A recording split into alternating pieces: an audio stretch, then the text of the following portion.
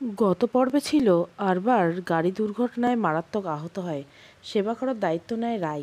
রাই অসুস্থ থাকা সত্ত্বেও আরবারের প্রতি বিন্দুমাত্র অবহেলা করেনি। তারপর 3 মাস পার হয়ে গেছে। আরবার এখন আগের থেকে সুস্থ। আরবারের হাতে একটু ব্যথা আছে, এখন নিজের কাজ নিজেই করতে পারে। আরবারের পা এখন অনেকটাই ভালো হয়ে গেছে, কিন্তু লাঠিতে ভর দিয়ে হাঁটতে হয়। আজ রাই আরবারকে হাসপাতালে নিয়ে গিয়েছে। ডাক্তার বলছে আবরার আর 1 মাসের মধ্যে একেবারে সুস্থ হয়ে যাবে। রাইয়ের সেবার জন্য যে আবরার এত তাড়াতাড়ি সুস্থ হয়েছে ডাক্তারও বলেছে। যদি আবরার এর বিপরীতে কিছু বলেনি। রাই গাড়ির জানলা দিয়ে বাইরে তাকিয়েছে। রাইয়ের মনটা খুব একটা ভালো না। ড্রাইভার গাড়ি চালাচ্ছে, আবরার ফোনে কথা বলছে আর রাইয়ের দিকে আর চোখে তাকাচ্ছে। আবরার কথা বলা শেষ করলো, কিন্তু রাই কোনো কথা বলছে না। আবরার এবার নীরবতা ভেঙে বলল, তোমার না 2 দিন ধরে জ্বর ছিল? ডাক্তারের দেওয়া ওষুধ কি খেয়েছো? রাই আবরারের দিকে না তাকিয়ে জবাব দিল, খেয়েছি। আজকাল খুব একটা কথা বলো না তুমি, তোমার কি কিছু হয়েছে রাই? রাই একবার ঘাড় ঘুরিয়ে আবরারের দিকে তাকালো, তারপর বলল, আমার আকাশে মেঘ জমেছে আবরার। সেই মেঘ বৃষ্টি হয়ে রূপ নেবে যে কোনো সময়ে, আর আমি ভেসে যাব কোনো এক না ফেরার দেশে। আমার মন কিভাবে ভালো থাকবে বলুন তো? তোমার কথার কিছুই বুঝতে পারছি না। থাক, বুঝতে হবে না। কিছু কথা না হয় অজান্তেই রয়ে যাক, কিছু কথা না হয় একান্তই আমার হয়ে থাক। আজকাল রায় কি বলে ওঠে আবরার বুঝে ওঠে না। আবরার রায়কে বুঝতে চায়, কিন্তু কোথাও একটা বাধা পায় সে। আবরার চায় না অভিমানের দেওয়াল পার করে রায়ের কাছে যেতে। আবরার আর রায় বাড়ি ফিরে এসেছে। আফজাল খান ছেলের কাছে এসে বলল, ডাক্তার কি বলেছে আবরার? সব ঠিক আছে তো? আবরার বলল, হ্যাঁ বাবা, সব ঠিক আছে। আর 1 মাস পরে আমি একেবারে ঠিক হয়ে যাব, যদি ঠিকমতো নিয়ম অনুযায়ী চলি। অনিলা বেগম রাইয়ের কাছে আসলেন। রাইয়ের কপালে চুমু দিয়ে বললেন, আমার মেয়ের জন্য আজ তুই সুস্থ। আমার মেয়েটা রাত দিন এক করে সেবা করেছে। এমন সোনার টুকরো মেয়ে যার ঘরে আছে, তার সংসারে কি কিছু হতে পারে? আল্লাহ নিজের হাতে এমন হীরার টুকরো আমার কাছে দিয়েছেন। আবরারের ফুপু কটাক্ষ করে বলল, অনিলা এত প্রশংসা করো না এই মেয়ের। এই মেয়ের সংসারে অলক্ষী দেখলে না? আবরার আস্তে না আস্তে দুর্ঘটনা ঘটল। ঘরে কাল সাপ রেখেছো তুমি? আবরার বেশ বিরক্ত হয়ে বলল, ফুপু, বাজে কথা বলো না তো। এইসব কথা শুনতে একদম ভালো লাগে না আমার। রাই, আমি ঘরে যাব, আমার হাতটা ধরো একটু। রাই আবরারের হাত ধরে ঘরে নিয়ে গেল, তারপর আবরারকে ফ্রেশ হতে সাহায্য করলো। আবরার চুল নিজের হাতে মুছে দিল রাই, তারপর আবরারকে টি শার্ট পরিয়ে দিল আর চুল আঁচড়ে দিল। আবরারকে ফ্রেশ করে দিয়ে রাই নিজেও ফ্রেশ হয়ে আসলো। রাই ডিভানে দাঁড়িয়ে চুল মুছে নিল, আর আবরার জানলা দিয়ে রাইয়ের দিকে তাকিয়েছে। মেয়েটা দিন দিন কেমন যেন হয়ে যাচ্ছে। খুব একটা কথা বলে না, মাঝে মাঝে একা কিছু একটা ভাবে। অনেক সময় আবরার ডাক দিলে কেঁপে ওঠে। রাইয়ের চোখ হঠাৎ জানলার দিকে পড়তেই দেখলো আবরার তার দিকে তাকিয়ে আছে। আবরার নিজের চোখ ফিরিয়ে নিল। দুপুর 2টা বাজে রাই খাবার নিয়ে এসেছে। রাই আবরারকে খাবার দিল। আজকাল নিজের হাতে খেতে একদম ভালো লাগে না আবরারের। প্রতিদিন এতদিন রাই খাইয়ে দিত, মেয়েটা খুব সুন্দর করে তাকে খাইয়ে দিত। মাঝে মাঝে রাইয়ের হাত তার ঠোঁট স্পর্শ করলে সে কেঁপে উঠত। কয়েকবার ইচ্ছে করে রাইয়ের হাতে কামড় দিয়েছে আবরার, কিন্তু রাই কিছু বলেনি তাকে। মাঝে মাঝে ইচ্ছে করে জ্বালাতে ভালোই লাগে তার, কিন্তু এখন নিজের হাতে তাকে খেতে ইচ্ছে, রাই আর খাইয়ে দেয় না। আবরার খাচ্ছেন না, তাই রাই বলল, কী হলো, আপনি খাবেন না? আবরার আজ চোখে একবার রাইয়ের দিকে তাকিয়ে জবাব দিল, আমার খেতে ইচ্ছে করছে না। আপনার তো ওষুধ খেতে হবে, আপনি কি অন্য কিছু খাবেন? রাই বলল। আবরার আস্তে করে বলল, তুমি খাইয়ে দাও, নিজের হাতে খেতে ইচ্ছে করে না। রাই হাসলো, আবরারের প্লেটে নিজের হাতে নিয়ে গেল। কয়েক মাস আগেও যে রাইকে দেখতে পারতো না, সেই মানুষ এখন রাইয়ের হাতে খাওয়ার জন্য বাহানা করছে। কিন্তু আর কতদিন? রাই আবরারকে খাইয়ে দিচ্ছে নিজের মতো করে, আর আবরার খেয়েই যাচ্ছে। রাই চমকে গিয়ে আবরারকে হঠাৎ বলল, তোমার হাতটা অনেক নরম, কি দাও হাতে? রাই আবরারের দিকে তাকিয়ে বলল, কোনো কথা বলছে না। আবরার আবারও বলল, কি হলো, কিছু বলছো না যে? আপনি কি করে জানলেন আমার হাত নরম? আপনি তো কখনোই আমার হাত ওইভাবে ধরেননি। আবরার রাইয়ের অনেকটা কাছে চলে আসলো, তারপর আস্তে করে বলল, ওই হাতের একটুখানি স্পর্শ বলে দেয় তা কেমন। রাই আবরার থেকে নিজের দৃষ্টি ফিরিয়ে নিল, তারপর আবার আবরারকে খাইয়ে দিতে লাগলো, আর নিজেও খেয়ে নিল। আর আবরার তো রাইকে দেখেই চলছে, যেন দেখার কোনো শেষ নেই, যেই দেখা এক জীবনে শেষ হওয়ার নয়। পাখিরা নিজেদের বাসায় ফিরে গেছে। সন্ধ্যা শেষ হয়ে রাতের গভীরতা বাড়ছে পাল্লা দিয়ে। মিশকা কথা বলছে নিজের একান্ত মানুষটার সাথে। মিশকা বলল, তোমার সাথে সেই কবে দেখা হয়েছে, সারাদিন শুধু কাজ আর কাজ, ভালো লাগে না আমার। কবে আসবে আমাদের বাসায়? ওপাশ থেকে জবাব দিয়ে বলল, আরে বাবা, কাজের অনেক প্রেশার, চিন্তা করো না, আমি 2 দিন পরে যাব। ঘড়িতে দেখেছো কয়টা বাজে? এখন ঘুমিয়ে পড়ো তাড়াতাড়ি। ঠিক আছে, বাই। By, love you. অপর দিক থেকে রাই আবরারকে বিছানা করে শুইয়ে দিল। আবরার মাথায় হাত বুলিয়ে দিল পরম যত্নে। রাইয়ের হাত নেশার মতো আবরারের উপর কাজ করে। হাত বুলিয়ে দিলে ঘুমিয়ে যায় সে। রাই যখন দেখলো আবরার ঘুমিয়ে গেছে, তখন রাই আবরারের খুব কাছে চলে এলো। রাই আবরারের কপালে নিজের ঠোঁটের স্পর্শ দিল। রাইয়ের চোখে পানি। রাই আবরারের মুখটা নিজের 2 হাতে বন্দি করে বললেন, জানেন আবরার, আপনার দুর্ঘটনা হওয়ার পর যতটা আমি কষ্ট পেয়েছি তার থেকে বেশি খুশি হয়েছি। কেন খুশি হয়েছি জানেন? আপনি যখন জানলাম জীবনের শেষ মুহূর্তে আমি আপনার এত কাছে, তখন আল্লাহকে হাজার ধন্যবাদ দিয়েছি। আমি কি করে সহ্য করব অন্য মেয়ে আপনার সেবায় রাখতাম বলুন তো? এই যে আমি আপনার এত কাছে থাকতে পারি প্রতি মুহূর্তে, এই যে আমি আপনাকে ছুঁয়ে দিতে পারি জীবনের শেষ সময় দাঁড়িয়ে, এগুলো আমার কাছে আল্লাহর দেওয়া সেরা উপহার মনে হয়। আপনার কি মনে হয় আমি আপনাকে ঘুম পাড়িয়ে দিতে এসেছি? একদম না। আমি আপনার চুলে হাত বুলাতে এসেছি, আপনাকে একদম কাছ থেকে দেখতে এসেছি। আচ্ছা, আপনি কি ভুলে যাবেন আমায়? আমি যেদিন থাকবো না ওই দিন মনে রাখবেন আমাকে, নাকি আপনিও ভুলে যাবেন সবার মতো? রাই আর কথা বলতে পারছে না, কান্নাগুলো দলা পাকিয়ে যাচ্ছে, চোখের পানি ছেড়ে দিয়েছে। রাত 2টো ছুঁই ছুঁই। আবরারের হঠাৎ ঘুম ভেঙে গেছে। মূলত আবরারের খুব ঠান্ডা লাগছিল, আর এতেই তার ঘুম ভেঙে গেল। আবরার চোখ খুলে সোফার দিকে তাকালো, কিন্তু সোফা খালি। রাই তো ওখানে ঘুমায়। রায়কে কয়েকবার আবরার ইশারায় ভঙ্গিতে বিছানায় শুতে বলেছিল, কিন্তু রাই তার ইশারা বুঝে নেই। আবরার আশেপাশে তাকালো, কিন্তু রাইকে দেখতে পেল না। নিভানের দরজা খোলা, তাই আবরার উঠে দাঁড়ালো। তারপর লাঠিতে ভর দিয়ে আস্তে আস্তে নিভানের দিকে পা বাড়ালো। নিভানের চারিদিক তাকাতেই এক কোণে আবরারের চোখ থমকে গেল। একটু দূরে এক নারী মূর্তি দাঁড়িয়ে আছে। দমকা হাওয়া তার খোলা চুলগুলো এলোমেলো করে দিচ্ছে। হ্যাঁ, একটু দূরে রাই দাঁড়িয়ে আছে। তার দৃষ্টি উপরের দিকে। আবরার নিঃশব্দে রাইয়ের পেছনে দাঁড়ালো। আবরার দাঁড়াতে রাই বলে ওঠে, এত রাতে না ঘুমিয়ে এখানে কি করছেন আপনি আবরার? আবরার চমকে উঠল, কারণ সে এতটাই আস্তে হেঁটে রাইয়ের কাছে এসেছে যে কোনো শব্দ হয়নি। রাই কিভাবে বুঝলো তার উপস্থিতি? আবরার চিন্তার মাঝে রাই আবারও বলল, কিভাবে আপনার উপস্থিতি বুঝলাম সেটা ভাবছেন তাই না? আপনার মনের কথা আমি পড়তে পারি আবরার। আপনার চোখের ভাষাও আমি বুঝি, আপনার না বলা কথাগুলো বুঝি, আর আপনার উপস্থিতি বুঝবো না? এটা কি করে হয় বলুন তো? কিন্তু বিশ্বাস করুন, তবুও আমার আর কিছু করার নেই। তুমি সত্যি কি আমার মনের কথা বুঝতে পারো? আবরার বলল। রাই হাসলো। আবরার রাইয়ের পাশে গিয়ে দাঁড়ালো। তারপর বলল, আবরার, এত রাতে এখানে কি করছো তুমি? না ঘুমিয়ে এখানে কেন দাঁড়িয়েছো? রাই, নিজের ভবিষ্যতের বাসস্থানকে দেখছি খুব কাছ থেকে।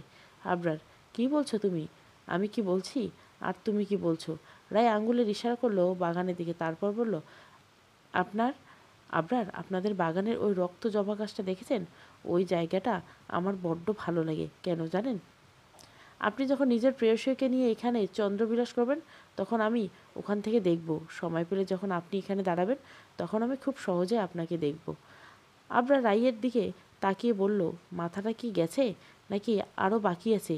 কী সব উল্টোপাল্টা বলছো তখন থেকে?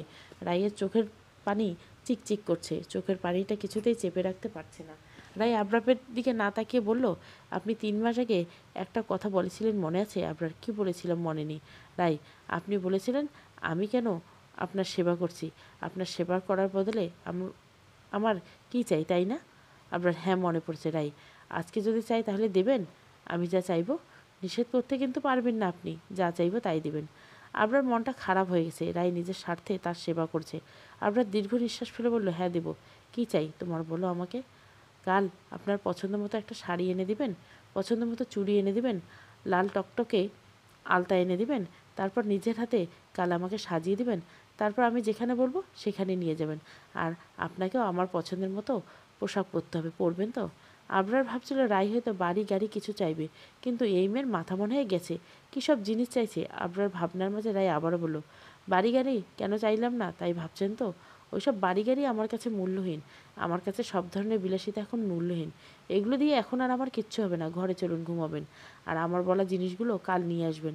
মনে করুন এগুলো আমার শেষ চাওয়া আপনার কাছ থেকে, তাই দয়া করে ভুলে যাবেন না। পরের দিন সকালবেলা সকাল 10টা বাজে রায় নিজের ঘর পরিষ্কার করছে। আবরার গাড়ি নিয়ে কিছুক্ষণ আগে বেরিয়েছে। রায় কাজ করছিল, হঠাৎ পেছন থেকে মিশকে আসে জড়িয়ে ধরল। রায় পেছনে তাকে হেসে দিল, তারপর বলল, আজ বেশি খুশি খুশি লাগছে তোমাকে, কি হয়েছে? মিশকে মাথা নিচু করে বলল, ও নাকি খুব তাড়াতাড়ি বিয়ের প্রস্তাব নিয়ে আসবে। রায় খুশিতে মুখ চেপে ধরল, তারপর বলল, কবে আসবে? কিছুদিনের মধ্যে আসবে বলছে। তোমার ভাই তো এগুলো কিছুই জানে না, তবে কবে জানাবে? সময় হলে জানাবো। হঠাৎ অনিলা বেগম রাইয়ের নাম ধরে ডাকতে রাই বলল, আপু, মা ডাকছে, আমি বরং মায়ের কাছে যাই। রায় দৌড়ে অনিলা বেগমের কাছে গেল। রায়কে দেখে তিনি বললেন, সারাদিন কোথায় থাকিস? হ্যাঁ, সকাল থেকে তো কিছু খাসনি, তাড়াতাড়ি খেয়ে নে। চোখের নিচে কালো দাগ পড়েছে, খেয়াল করছিস? দিন দিন চেহারার কি হাল করেছিস? তাড়াতাড়ি খা, নইলে খাবি এক চর।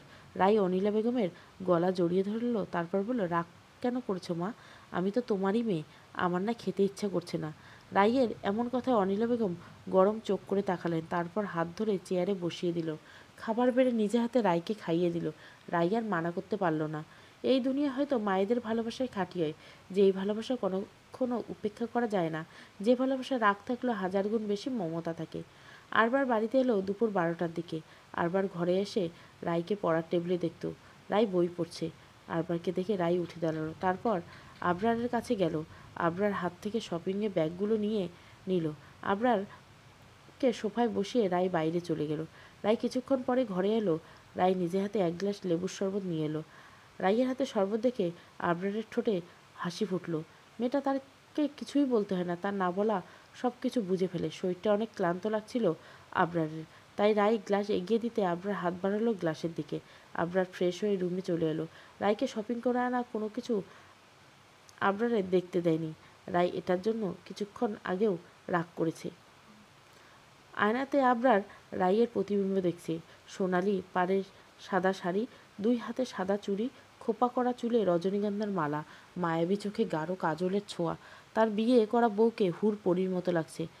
কেন, মেয়ে কি সত্যিই এত সুন্দর? সত্যি বলতে ভালোবাসার মানুষগুলো সর্বদাই সুন্দর হয়।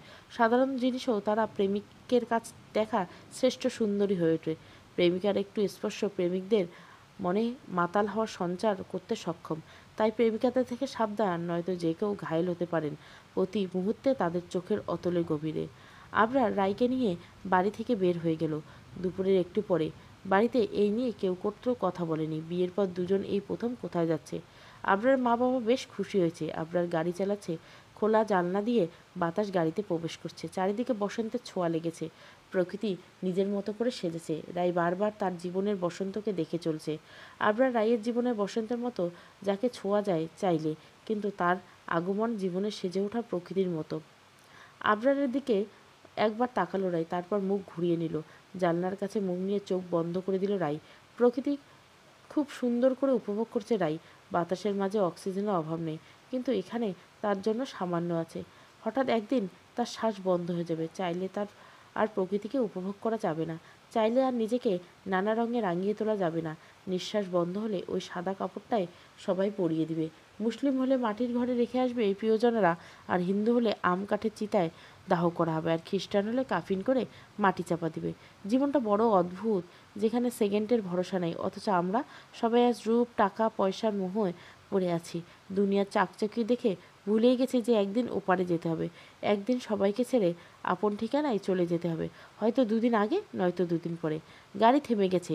রাইয়ের বলা মতো তুরাগ নদীর পাড়ে আবরার গাড়ি থামিয়েছে। নদীর পাড়ে গাঢ় সবুজ ঘাস, নদীর পানি কলকল আওয়াজ। নদীর পাড়ে একটা শুকনো গাছ, গাছটার একটা ডালে 2টো চড়াই পাখি বসে আছে।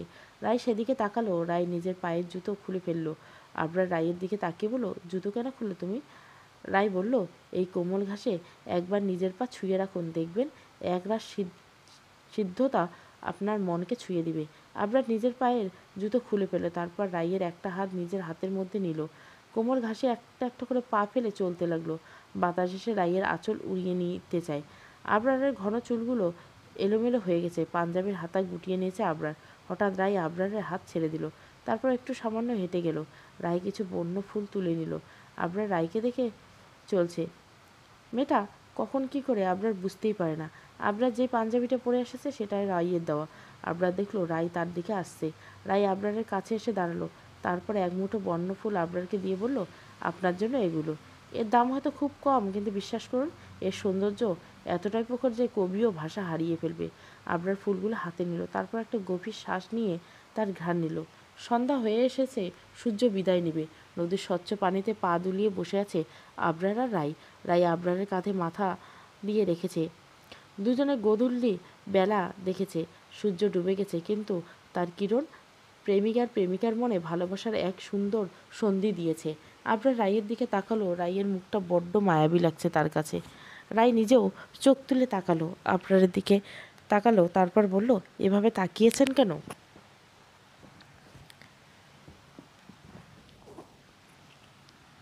আবরার হাসলো, তারপর মাথা নেড়ে বলল, কিছু না। রাই মুচকি এসে বলল, সময়টা সুন্দর তাই না? এভাবে সারা জীবন থাকা যায়। রাই কবিগণ্ঠে বলতে লাগলো, সময় থামিয়া যাক, প্রকৃতি শান্ত হয়ে যাক, তোমার আমার প্রেমগাথা এমনই রহিয়া যাক। জানি তাহা শুধু স্বপ্ন আমার, মিথ্যে মোহের সঙ্গে তুমি থাকিবে আর কতদিন। দুদিন পরে ছুটি নেব জীবন সংসারে আমি। কিছুটা সময় তোমায় আমার, এটাই যেন অনেক। তবুও বলিব, সময় পেলে আবার আসিব ফিরে।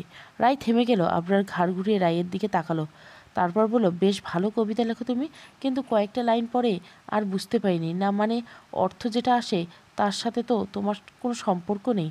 রাই হাসলো, তারপর বলল, সন্ধ্যা পার হয়ে গেছে, এবার উঠুন, বাড়ি যেতে হবে। আবরার রাই উঠে দাঁড়ালো, তারপর আবারও হাতে জুতো নিয়ে হাঁটা শুরু করলো। আবরার কিছু দূরে গিয়ে থেমে গেল। আবরার দাঁড়াতে দেখে রাই বলল, কী হলো, থামলেন কেন, চলুন। রাইয়ের কথা আবরার পাত্তা দিল না, নরম ঘাসের উপর শুয়ে পড়ল। আবরার নিজের মাথার নিচে একটা হাত দিল, আরেকটা হাত ঘাসের উপর রেখে বলল, শুয়ে পড়ো রাই। রাই কথা বাড়াল না। জীবনের শেষ সময়ে যদি ভালোবাসার মানুষের একটু কাছে থাকা যায় তাহলে ক্ষতি কী? রাই আবরারের হাতে মাথা রেখে শুয়ে পড়ল। রাইয়ের খোপায় ফুলের ঘ্রাণ আর নীরব পরিবেশ আবরার সহ্য করতে পারছে না। নিষিদ্ধ চাহিদা হানা দিচ্ছে প্রেমিকের হৃদয়ে। আবরার আকাশের দিকে তাকিয়ে রইল। রাই আবরারের দৃষ্টি অনুসরণ করলো, বলল, কি দেখছেন আপনি? হাজার তারার ভিড়ে একটা উজ্জ্বল তারার খোঁজ করছি, কিন্তু পাচ্ছি না। রাই মলিন কণ্ঠে জবাব দিল, যেইক্ষণে আমার আঁখি বন্ধ হবে সেই নিশীথে আকাশে তাকিও। হাজার তারার ভিড়ে তোমার তারাটাও খুঁজে নিও, যেই তারাটা তোমার জন্য হাসিবে, তাহারে দেখিয়া তুমি কাঁদিবে। আবরার রাইয়ের উপর আদাসহ হয়ে বলল, এত কঠিন করে কেন কথা বলো, সোজা করে বলতে পারো না? রাই বলল, এবার বাড়ি চলুন মশাই। মাঝরাত হয়ে গেছে। আবরার আর রাই কিছুক্ষণ আগে বাসায় এসেছে। আবরার ফ্রেশ হয়ে রুমে আসতেই ওয়াশরুমে চলে গেল। আবরার 30 মিনিট ধরে রুমে আছে একা। রাই ফ্রেশ হয়ে বের হলো, দুজনে একসাথে খাবে। একা একা খেতেও ভালো লাগে না। আবরার ফোনে গেমস খেলছিল সময় কাটাতে। এর মধ্যে রাই বের হলো ওয়াশরুম থেকে। রাই বের হয়ে বলল, আরে আপনি কি এখনও খাননি? না খেয়ে বসে আছেন এখনও? তুমি তো দেরি করছিলে, তো আমি কি করব? একা একা খেতে ভালো লাগে না। ভালো না লাগলেও খেতে হবে। দুদিন পর তো এমনিতে এ বাড়ি ছেড়ে চলে যাব, তখন তো আর অভ্যাস থাকবো না, তাই অভ্যাস করে নিন। আবরারের মনটা খারাপ হয়ে গেল, মুখটা মলিন আকার ধারণ করলো। সে মাথা নিচু করে বলল, রাই আবরারের মলিন মুখ দেখে হাসলো, তারপর বলল, আবরার, আমার শরীরটা একদম ভালো লাগছে না, আপনি খেয়ে নিন, মাথাটা বড্ড ব্যথা করছে। আবরার ব্যস্ত কণ্ঠে বলল, তোমার কি বেশি মাথা করছে? তোমার? না না, একটু ব্যথা করছে, আপনি খেয়ে নিন। ওকে, খাবারগুলো তাহলে নিয়ে যেতে বলো, আমি খাবো না। আপনি কেন খাবেন না? আপনি এখনও অনেক অসুস্থ। তুমি তাহলে কেন খাবে না? তুমিও তো এটাই চাও যেন আমি না খাই, এর জন্যই তো খাবে না। রাই আর কোনো কথা না বলে খাবার বাড়তে লাগলো। রাইকে খাবার সাজাতে থেকে আবরারের বেশ ভালো লাগলো। দুজনে একসাথে খেতে বসলো। রাই নিজেও খাচ্ছে আর আবরারকে খাবার দিচ্ছে। আবরার খাচ্ছে আর রাইয়ের দিকে বারবার তাকাচ্ছে। রাই খেতে খেতে হঠাৎ থেমে গেল। রাইয়ের মনে পড়ে যাচ্ছে, খাবার গলায় আটকে যাচ্ছে। মাথার মধ্যে ভনভন শব্দ হচ্ছে। নাক আর কানে প্রচণ্ড ব্যথা অনুভব করলো রাই। চোখ দুটো জ্বলছে। রাই আবরার দিকে তাকিয়ে দেখলো সে খাচ্ছে। আমার এত কষ্ট কেন হচ্ছে? এখানে আর এক মুহূর্ত থাকলে ধরা পড়ে যাব। আবরারকে কিছু জানতে যাওয়া যাবে না। রাই মনে মনে কথাগুলো বলে উঠে দাঁড়ালো। আবরার রাইকে কিছু বলার আগে রাই ওয়াশরুমে ঢুকে গেল। রাই বেসিনের কাছে যেতেই রক্ত বমি করে দিল। রাইয়ের বুক থেকে গাঢ় লাল রঙের রক্ত বেরিয়ে আসছে গলগল করে। সাথে সাথে রাই নিজের নাক আর কানের তীব্র ব্যথা অনুভব করলো। রাই সহ্য করতে না পেরে নিজের কান দুই হাতে চেপে ধরল। কিছুক্ষণের মধ্যে রাই নিজের হাতে ভেজা ভেজা অনুভব করলো। রাই নিজের হাত সামনে নিয়ে আসতে চমকে গেল, কারণ রাইয়ের হাতে রক্ত। রাই আঙুল কানে দিতে আবারও ভেজা রক্তের আভাস পেল। রায় দেখতে পেল ওর নাক থেকে রক্ত আসতে শুরু করছে। রায়ের মুখ রক্তবর্ণ ধারণ করছে। হঠাৎ দরজার আঘাত পেল রায়। বাইরে বুঝতে বাকি রইল না যে আবরার ধাক্কা দিচ্ছে। অপর পাশ থেকে আবরার বলতে লাগলো, কী হয়েছে রায়? ওভাবে ওয়াশরুমে কেন গেলে? তোমার কি কিছু হয়েছে? রায় নিজের কণ্ঠ স্বাভাবিক করে বলল, আমি ঠিক আছি, আপনি যান প্লিজ।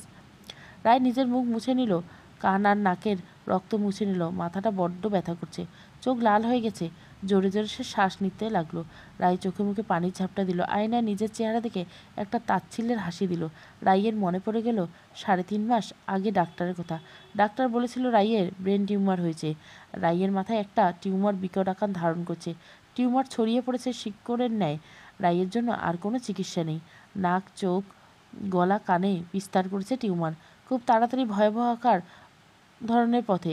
নাক কান ছড়িয়ে পড়তে রক্তপাত ঘটবে যে কোনো সময়। আস্তে আস্তে ক্ষুধা মন্দ দেখা যাবে। চোখের নিচে কালো হয়ে যাবে। জ্বর হবে হঠাৎ হঠাৎ। চোখে ঘুম আসবে না। প্রচণ্ড মাথা ব্যথা অনুভব করবে। আর এই লক্ষণগুলো আস্তে আস্তে প্রকট আকার ধারণ করবে। তারপর যে কোনো একদিন জীবনের আলো নিভে যাবে। রায়ের চোখ থেকে দুফোঁটা নোনা জল গড়িয়ে পড়ল। রায় নিজেকে স্বাভাবিক করলো, চোখের পানি মুছে নিল, মুখে একটা মিথ্যা হাসি ফুটিয়ে তুলল। জীবনের শেষ সময়গুলো সুন্দরভাবে কাটাবে রায়। আবরারকে কিছু বুঝতে দেওয়া যাবে না। রায় সব কিছু পরিষ্কার করে বেরিয়ে এলো। রায় বেরিয়ে আসতে আবরার দৌড়ে রায়ের কাছে এসে বলল, কী হয়েছিল? ওইভাবে কেন দৌড়ে গেলে? আমার কত চিন্তা হচ্ছিল জানো। রায়ের মানুষটাকে সব বলতে ইচ্ছে হয়, জড়িয়ে ধরে বলতে ইচ্ছে করছে, আবরার আমি ভালো নেই, আমি আপনার সাথে 1000 বছর বাঁচতে চাই, আমি আপনাকে ছেড়ে কিভাবে থাকবো।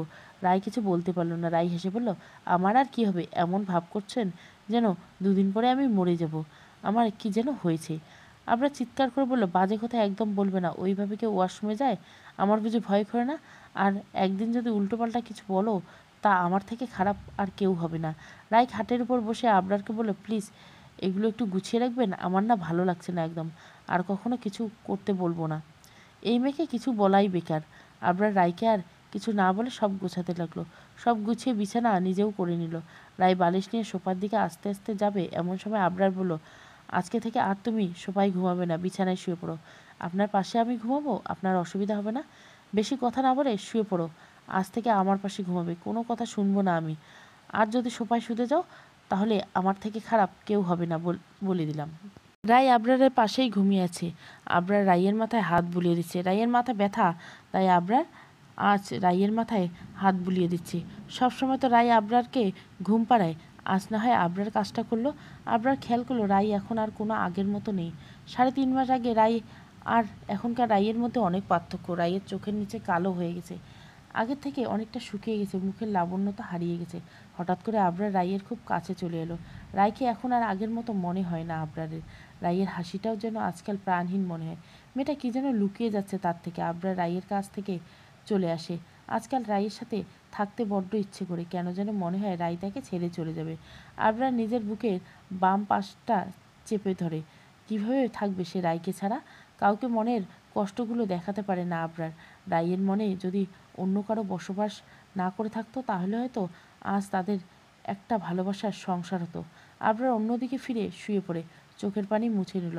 একের পর এক আঘাতে আবরারের ঘুম হালকা হয়ে যায়।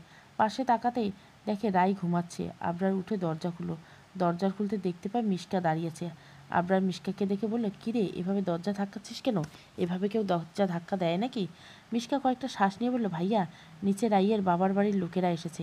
রাইয়ের মামা মামি আর মা বাবা এসেছে। তারা রাইয়ের সাথে দেখা করতে চায়। তুমি ওকে নিয়ে আসো, আমি নিচে গেলাম। মিশকা যেতেই আবরার দরজা আটকে দিল। তারপর ধীর পায়ে রাইয়ের কাছে বসলো। রাইয়ের মাথায় আস্তে আস্তে হাত বুলোতে বুলোতে বলল, রাই শুনছো? সকাল হয়ে গেছে, ওঠো। রাই, এই রাই ওঠো।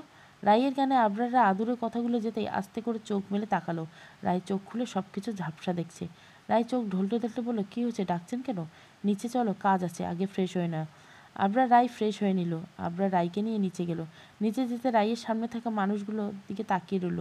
এরা নাকি তার আপনজন। এদের সাথে 1 মিনিট কথা বলার জন্য কোনো একদিন কত চেষ্টা করেছে, কিন্তু কেউ কথা বলেনি। কিন্তু যেদিন থেকে জেনেছে সে আর বাঁচবে না, ওই দিন থেকে যোগাযোগ করার সাহস হয়নি। রাইকে দেখে রাইয়ের মামা দৌড়ে এসে ওর কাছে এসে জড়িয়ে ধরে তারপর বলল, আমাকে ক্ষমা করে দে মা, আমি বুঝিনি, আমি মানুষের কথা বিশ্বাস করে তোকে কষ্ট দিচ্ছি, আমাকে ক্ষমা করে দে। তোমার প্রতি আমার কোনো অভিযোগ নেই মামা, তোমাকে আমার বাবার জায়গাটা আমি দিয়েছি, তাই নিজের মেয়ের কাছে ক্ষমা চেয়ে আমাকে জাহান্নামি করো না। রায়ের মামি এসে বলল, আমাকে ক্ষমা করে দে, তুই থাকতে আমি বুঝিনি মা, তুই চলে আসার পর আমি আমার ভুল বুঝেছি, আমাকে একবার ক্ষমা করে দে। গ্রামের সবাই এখন জানে তোর কোনো দোষ নেই, জয়নাল সব স্বীকার করেছে। আমার ঘটনার সাথে জয়নালের কী সম্পর্ক মামা? তুই তো জানিস জয়নাল তোকে বিয়ে করতে চেয়েছিল, কিন্তু তোর মামা রাজি ছিল না। তোকে বিয়ে করতে না পারে জয়নাল রেগে যায়। তুই যেদিন ওই কুড়ে ঘরে গিয়েছিলি, ওই রাতে জয়নালও গিয়েছে তোর সাথে। আব্বারকে দেখে শয়তানি চাল চালে। সকালে তো ও লোক নিয়ে আসে আর পুরো গ্রাম রটিয়ে দেয় তুই ব্যভিচার করেছিস। তা জয়নাল কেন স্বীকার করলো যে আমি কিছু করিনি? 3 দিন আগে ওর ব্লাড ক্যান্সার ধরা পড়েছে, ও মরার আগে সব স্বীকার করেছে, তোর কাছে ক্ষমা চেয়েছে। রাই হাসলো, চোখের পানিগুলো আজ আর ঝরাতে চায় না ও। নিজের মনকে শক্ত করলো রাই। তারপর নিজের বাবা মাকে দিকে ইশারা করে বলল, ওনারা কেন এসেছেন এখানে? রাইয়ের মামা বলল, তোর বাবা তোকে নিতে এসেছে। বাবার দিকে তাকিয়ে বলল, তাই এত বছর পর কেন নিতে এসেছো? আমি তো অলক্ষী নাকি আমাকে আরও আঘাত করা বাকি আছে? লাঠি বেল খুন্তি কোনো কিছু তো বাদ দাওনি, নাকি আরও মারা বাকি আছে? রাইয়ের বাবা রাইয়ের কাছে এসে বলল, আমাকে ক্ষমা করে দে মা, আমি বুঝিনি, আমি কোনো সত্য মিথ্যা যাচাই করিনি, তোকে বিনা কারণে শাস্তি দিয়েছি, আমি জেনে গেছি তুই কোনো দোষ করিনি।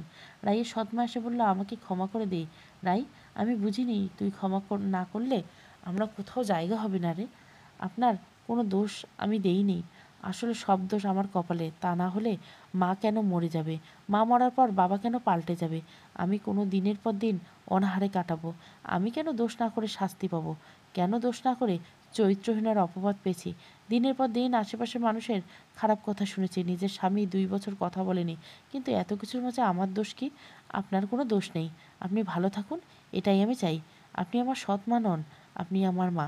মায়ের প্রতি সন্তানের কোনো অভিযোগ থাকতে পারে না, তাই আমারও নেই। 2 দিন পার হয়ে গেছে। রাইয়ের বাবা মা আর মামা মামি গতকাল চলে গেছে। রাইকে নিয়ে যেতে চেয়েছিল, কিন্তু সে যায়নি। আজ একবার ডাক্তারের কাছে গিয়েছিল রাই লুকিয়ে, কিন্তু এখন আর একা একা যায়নি, সাথে করে নিজের এক বান্ধবীকেও নিয়ে গেছিল, কারণ এখন আর একা একা চলাফেরা করা তার পক্ষে সম্ভব না। আকাশে রাতের ছায়া নেমেছে। রাইয়ের মনটা বড্ড ভালো, মরার আগে কাছের মানুষদের রেখে যেতে পেরেছে। তারা ভালো থাকুক, তাদের প্রতি কোনো অভিযোগ নেই। রাইয়ের জীবন ফেলে এসেছে, এখন শুধু একটু ভালো থাকার চেষ্টা। আবরারকে নিয়ে আরও কিছু সময় কাটানো যায়। রাই আকাশের দিকে তাকিয়ে দীর্ঘ শ্বাস নিল। আজ রিপোর্ট নিয়ে ডাক্তারের কাছে এসেছে রাই। কলেজের নাম করে এসেছে, এই বন্ধুটাও সাথে এসেছে। আজ বড্ড কষ্ট হয়েছে আসতে। কিছুক্ষণ পর রাইয়ের ডাক আসে। রাই চেম্বারে গিয়ে রিপোর্ট নিয়ে দেখতে গেল। ডাক্তার রিপোর্ট দেখে বলল, সরি মিসেস খান, আপনার অবস্থা একেবারে শেষের দিকে। আপনার হাতে অনুমানিক আর 1 সপ্তাহের মতো সময় আছে। আপনার যে কোনো সময় অঘটন ঘটতে পারে। টিউমার ছড়িয়ে গেছে। এই 1 সপ্তাহে আপনার সাথে ভয়াবহ ঘটনা ঘটবে। আপনি দয়া করে হসপিটালে ভর্তি হন। রাই ডাক্তারের দিকে তাকিয়ে বলল, এখন আমি আর মৃত্যুকে ভয় পাই না ম্যাম। আমার জন্য দোয়া করবেন যেন ওই পারে ভালো থাকি খুব। রাই ডাক্তারের সাথে কথা বলে উঠে দাঁড়ালো। হঠাৎ ডাক্তারের চেম্বারের মধ্যে একজন প্রবেশ করলো। রাই সেদিকে তাকাতে চমকে গেল। মানুষটা রাইকে দেখে চমকে গেল। রাই ভয় মাখা কণ্ঠে বলে উঠল, সাদি ভাই, আপনি এখানে কেন? সাদি অবাক দৃষ্টিতে রাইয়ের দিকে তাকিয়ে বলল, তুমি এখানে কেন? আমি আমার বান্ধবীর সাথে দেখা করতে এসেছি, কিন্তু তুমি এখানে কেন? তোমার তো এখন কলেজে থাকার কথা, তাই না? রাই এবার ভয়ে কাঁপছে আর খুব ভয় করছে। সাদি যদি আবরারকে বলে দেয়। রাই এবার ভয়ে কেঁদেই দিল। সাদি রাইয়ের মাথায় হাত বুলিয়ে বলল, রাই কাঁদছো কেন বুনু? কি হয়েছে? এই প্রিয়ন্তী, রাই কাঁদছে কেন? সাদি কথাটা ডাক্তারের দিকে তাকিয়ে বলল। ডাক্তার সাদির দিকে তাকিয়ে বলল, উনি আমার পেশেন্ট, গত 3.5 মাস ধরে আমি ওনার চিকিৎসা করছি, তুই ওনাকে চিনিস? আমার বন্ধুর বউ। কী এমন হয়েছে যে 3.5 মাস ধরে ওর চিকিৎসা চলছে? সব আমাকে বল। রাই এবার হু হু করে কেঁদে দিল। তারপর বলল, প্লিজ ভাইয়া, তুমি চলে যাও, তোমার কিছু জানতে হবে না, প্লিজ ভাইয়া। রাই, আমি প্রিয়ন্তীর সাথে কথা বলছি, তুমি কোনো কথা বলবে না। প্রিয়ন্তী, বল আমাকে কী হয়েছে? আসলে ওনার ব্রেন টিউমার হয়েছে, আর এটা অনেক পুরনো। টিউমারগুলো অনেক জায়গায় আগে ছড়িয়েছে। উনি এখন শেষ স্টেজে আছেন। ওনার হাতে আর বেশি সময় নেই। অলরেডি ওনার নাক, কান, মুখ থেকে রক্ত আসা শুরু হয়েছে। আর বেশি দিন বাঁচবেন না উনি। আর 1 সপ্তাহের মতো সময় আছে। সাদির চোখ দিয়ে পানি পড়ছে। সাদি রাইয়ের দিকে তাকিয়ে আছে। মুখ থেকে কোনো কথাই বেরোচ্ছে না। বুক ফেটে কান্না আসছে। নিজের বোনের মতো করে দেখা মেয়েটা নাকি আর বাঁচবে না। সাদি খুব কষ্টে রাইকে বলল, প্রিয়ন্তী যা যা বলছে তা কি সত্যি? মজা করছে তাই না আমার সাথে? রাই কোনো কথা বলছে না, শুধু কাঁদছে। কি হলো? আমি কিছু বলছি, প্রিয়ন্তী যা বলছে তা কি সত্যি? রাই কান্নারত অবস্থায় মাথা নাড়ল, যার অর্থ সত্যি। কেউ এ ব্যাপারে কিছু জানে? রাই কান্না করতে করতে বলল, না, কেউ জানে না। এত বড় একটা রোগের কথা কাউকে জানালে না কেন রাই? অন্তত আমাকে তো জানাতে পারতে। আরবার জানে এই ব্যাপারে? না, উনি কিছু জানে না। ওকে কেন বলনি তুমি? ওনাকে বলে আর কী বা করতাম? বিয়ের 2 বছর তো আমাকে রেখেই দূরেই থাকলেন। এতদিন পর উনি ঠিকই এলেন।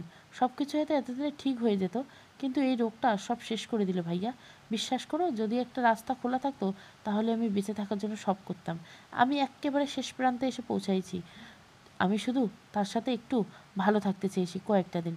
এটাই আমার কাছে অনেক। আমি আর কিছু চাই না ভাইয়া। আর আমি মরে গেলেও বা কারো কিছু যায় আসে না ভাইয়া। আর কার জন্য বেঁচে থাকবো বলো তো? সাদি চোখের পানি মুছে নিল, তারপর রাইয়ের হাত ধরে বলল, বাড়ি চল, আমি নিয়ে যাচ্ছি। আর প্রিয়ন্তী, আমি অন্য একদিন আসবো। সাদি গাড়ি চালাচ্ছে নিজের মতো, আর একটু পরপর চোখ মুছছে। আজ বড্ড কান্না পাচ্ছে সাদের। আচ্ছা, মায়া কি এমনই হয়? মেয়েটার ওপর বড্ড মায়া জমে গেছে এতগুলো দিনে। মায়া বললে ভুল হবে, নিজের ছোট বোনের মতোই ভালোবাসে সাদি। রায় বাইরের দিকে তাকিয়ে আছে। জীবন বড্ড হাহাকারে ভরা তার। প্রকৃতির এই স্নিগ্ধ বাতাস যে আজ বিষাদের গান গাইছে। কোথাও বসন্ত নাই। গাড়ি চলতে চলতে থেমে গেল। রায়ের সামনে তাকিয়ে দেখলো বাড়িতে চলে এসেছে। রায় সাদির দিকে তাকিয়ে হালকা হেসে বলল, আমি আসি ভাইয়া। আর দেখা হবে কিনা জানি না, তবে আমার জানা যায় তোমার দাওয়াত রইল। আর খাটিয়ায় একটা পায়া তুমি কাঁধে তুলে নিও। সাদি এবার কেঁদে দিল। রাইয়ের হাত জড়িয়ে ধরে বলল, এইসব কথা আমি শুনতে পাচ্ছি না। একটা ভাইয়ের কাছে যে এই কথাগুলো কতটা যন্ত্রণাদায়ক তা বুঝলে এভাবে বলতে না। আমাকে এই ব্যাপারে কি আগে বলা যেত না? আমি দরকার পড়লে বিদেশে নিয়ে যেতাম। কাজ ঠিক করলি না একদম রাই। রাইও বড্ড কান্না পাচ্ছে। তাকে এইভাবে একজন বোনের চোখে দেখে এটা তার জানাই ছিল না। রাই চোখের পানি মুছে বলল, আমি বাড়ির ভিতরে যাই ভাইয়া, তুমি চলে যাও। আর প্লিজ কাউকে কিছু বলো না। আমার শরীরটা অনেক খারাপ লাগছে। আমি প্রশ্ন পেশা নিতে চাই না আর। সাদি চোখের পানি মুছে নিল, তারপর বলল, আমি রাতে এসে দেখে যাব কেমন। এবার যাও। সাদি রায়কে নামিয়ে দিয়ে চলে গেল। রায় বাড়ির ভিতরে ঢুকলো। রায় বাড়ির ভিতরে গিয়ে দেখলো সবাই ড্রয়িং রুমে বসে আছে। অনিলা বেগম ধীর পায়ে রায়ের দিকে এগিয়ে গেল। রায় অনিলা বেগমকে দেখে মুচকে আসলো, কিন্তু আজ আর প্রতিদিনের মতো রায়কে দুহাতে আগলে নিলেন না। হঠাৎ করে রাইয়ের ডান গালে সজোরে একটা থাপ্পড় দিল অনিলা বেগম। দুর্বল শরীরে রাই একটা চর নিতে পারল না, ছিটকে পড়ল ফ্লোরে। অনিলা বেগম চিৎকার করে বলল, কিভাবে পারলি আমাদেরকে ঠকাতে? আমরা সবাই কি তোকে কম ভালোবাসতাম? আমরা কি চাইনি আরবারের সাথে তুই ভালো থাক? আমার আজ কি মনে হচ্ছে জানিস? হ্যাঁ, আমার ছেলে এতদিন যা করেছে একদম ঠিক করেছে। আবরারের ফুপু ঠিকই বলে, তুই একটা অলক্ষী মেয়ে। যেদিন থেকে আমার ছেলের জীবনে এসেছিস ঠিক ওই দিন থেকে ওর জীবনটা শেষ হয়ে গেছে। রাই গাল বেয়ে পানি পড়ছে। রাই কাঁপা কণ্ঠে বলল, আমি কি করেছি মা? একবার তো বলো। একে তো পাপ করছিস, আবার কথা বলছিস কেন রে? সাদিকে যখন এতই ভালো লাগে তখন আমাদের বললে হতো। লুকিয়ে লুকিয়ে পরকীয়া কেন করছিস? মা, এসব কি বলছো? রাই আবরারের কাছে দৌড়ে গেল। তারপর বলে, আবরার দেখুন না মা কি বলছে। আপনি তো কিছু বলুন। আজকে কলেজে কেন যাওনি? আমি অসুস্থ হওয়ার পরে অনেক দিন কলেজের নাম করে তুমি বাসা থেকে বের হয়েছ, কিন্তু কলেজে যাওনি। কোথায় গিয়েছিলে এতদিন? রায় চুপ করে আছে আর কাঁদছে। রায়কে চুপ করে থাকতে দেখে আবরার চিৎকার করে বলল। তারপর বলল, কি হলো, কথা বলছিস না কেন?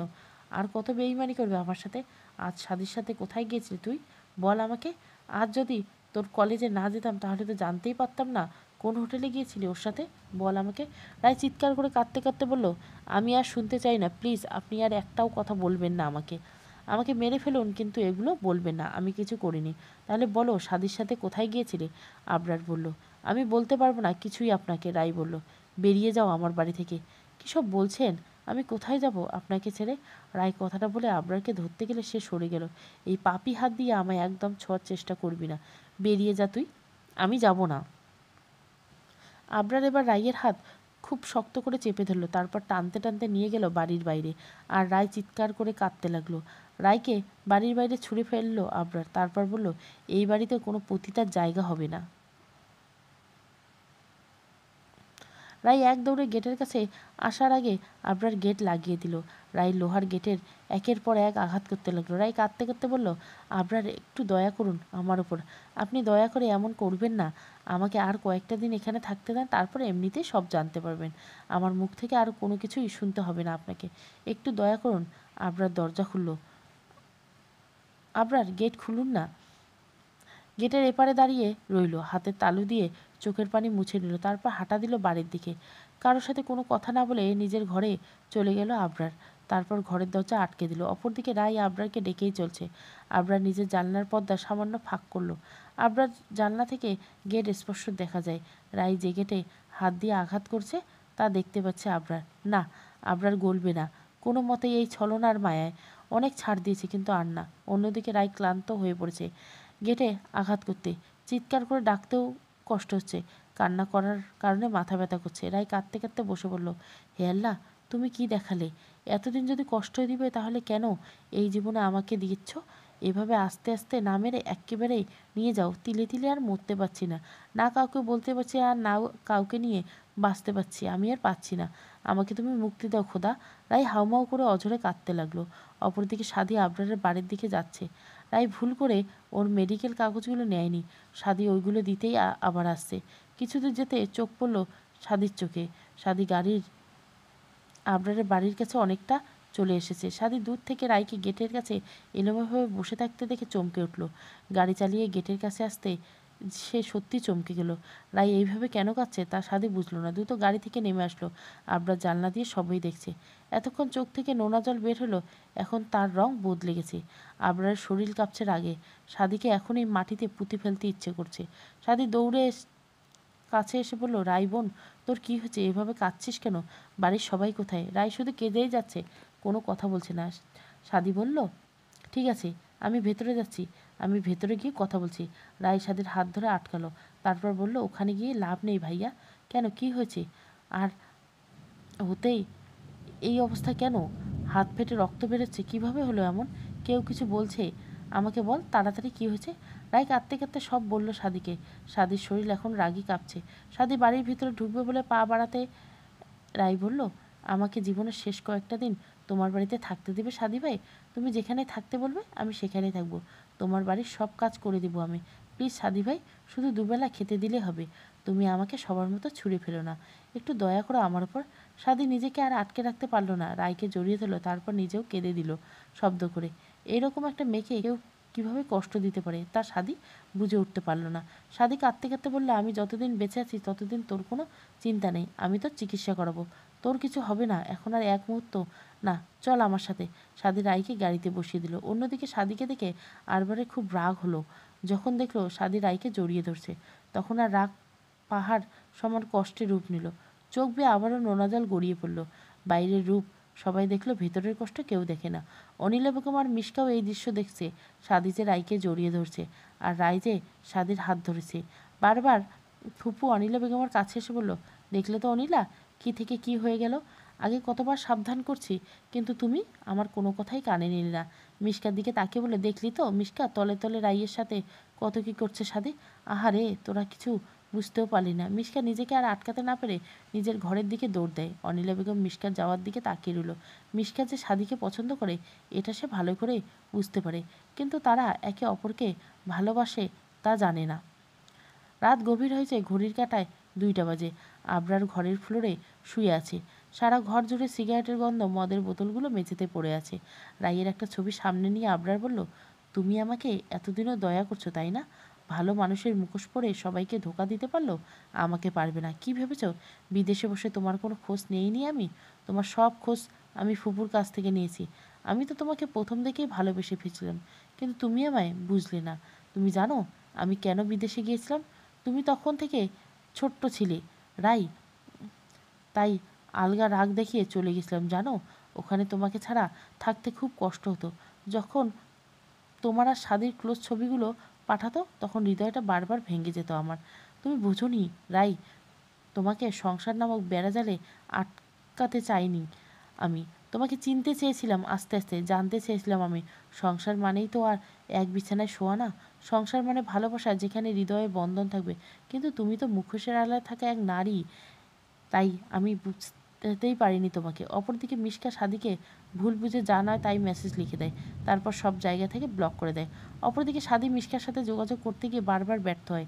রাইয়ের গা কাঁপিয়ে জ্বর আসছে। সাদির বাবা মা অনেক ভালো। সাদির মা রাইকে ধরে কেঁদেই দিয়েছে সব শুনে।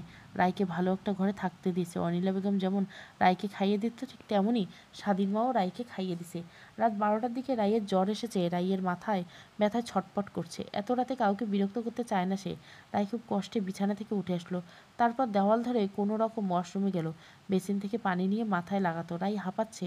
রাই নিজের নাকে ও কানে আবারও প্রচণ্ড ব্যথা অনুভব করলো। রায় আয়নার দিকে তাকিয়ে দেখলো আবারও সেই রক্ত আসছে, গল করে রক্ত আসছে।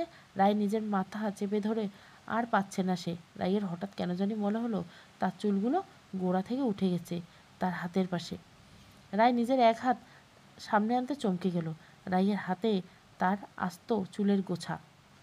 রায় হাত দিয়ে আবারও চুলগুলো আলগা করে টান দিল। দেখতে পেল তার রেশমি চুলগুলো উঠে আসছে। চোখ দুটো জলে ভরে এলো। তার প্রিয় কোনো জিনিস তার কাছে কেন থাকতে চায় না?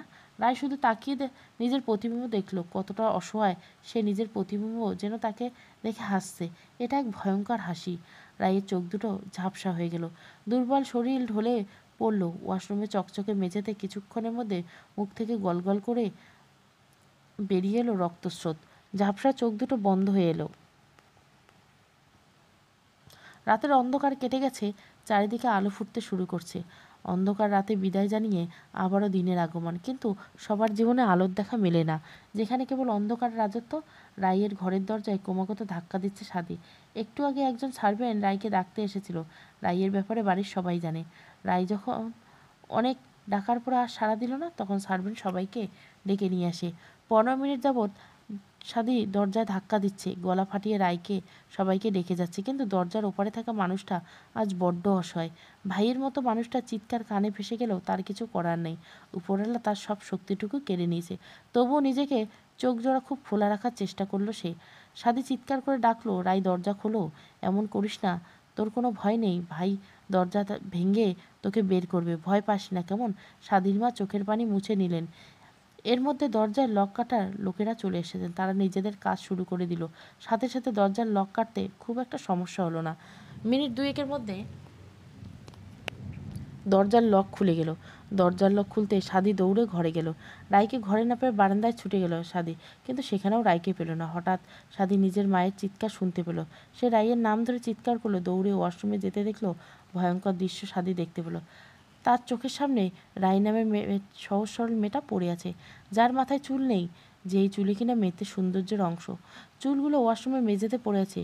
যে মুখটা আগে খুশিতে লাল হয়ে যেত, সেই মুখটা আগে লজ্জা পেলে লাল হয়ে যেত, সেই মুখটা আজ রক্তে লাল রঙে রঞ্জিত।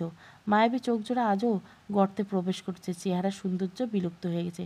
ঠোঁট শুকনো হয়ে গেছে। রায়ের নিথর দেহটা পড়ে আছে ফ্লোরে। এই দৃশ্য কি সত্যি সহ্য করা যায়? যদি সাদি তা জানে না। এর জন্যই তো হয়তো সাহিত্যিকরা বলেন, কারো চোখে প্রেমে পড়তে নেই, অন্ধকার হয়ে গেলে ভালোবাসা ফুরিয়ে যাবে।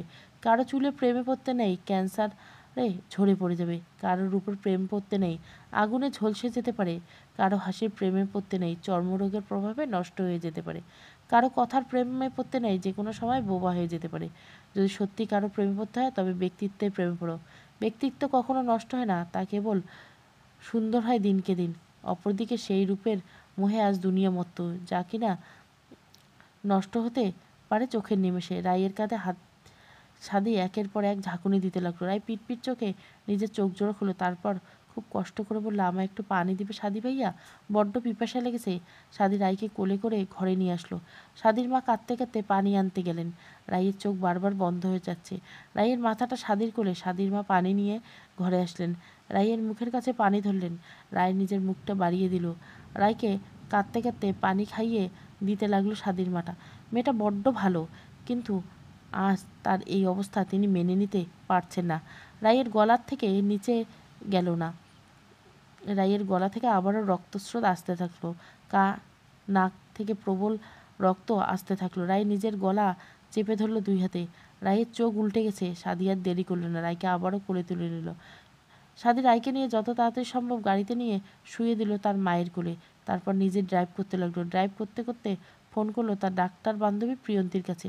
সাদি ফোন করার কিছুক্ষণ পরে প্রিয়ন্তী রিসিভ করলো। তারপর বলল, হ্যাঁ সাদি বল, হঠাৎ কেন ফোন করলি?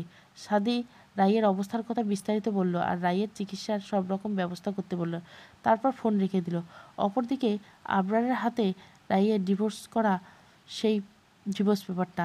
আবরার পেপারটার দিকে তাকিয়ে তারপর একটা কটাক্ষের হাসি দিয়ে বলল, কি ভেবেছ আবরার তোমাকে ছাড়া মরে যাবে? নো ডিয়ার, তুমি এই আবরার খান জয়কে এখনও চেনো না। এটা ঠিক, আমি আমার জীবনে আর কাউকে প্রবেশ করাতে পারবো না, কিন্তু বেঁচে থাকবো আর তোমাকেই ছাড়াই আমি কাল চলে যাব।